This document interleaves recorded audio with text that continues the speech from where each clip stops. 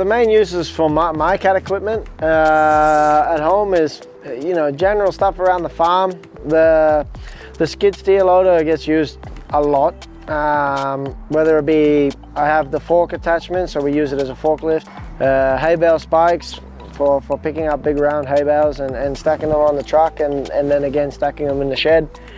The trencher, I've been doing a lot of irrigation, and then of course with the bucket, motocross tracks, tidying up, general upkeep of the motocross track. After we destroy it, we fix it again, or the weather gets to it. And then with the D3, it's a bit of everything. My dad's been using it quite a bit to not only clean up a lot of just small scrubby trees and so on, reclaiming farmland, but also the riverbed.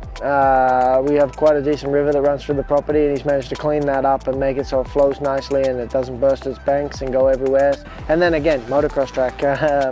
I use it quite a bit on the motocross track, generally when we're cutting in new sections and so on. Having both those machines on the farm has been a massive help for me, and once I've had them now, I don't know if I could go back to not having them.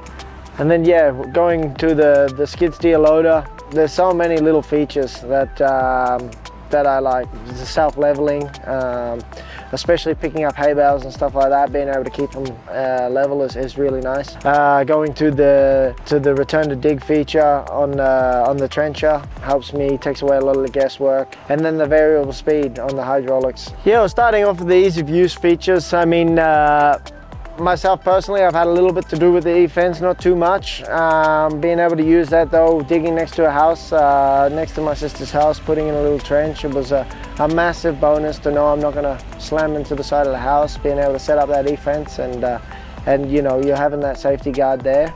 And then also having the indicate, being able to set a depth and being able to hear when you've hit that depth, especially when you're trying to dig a trench or so on.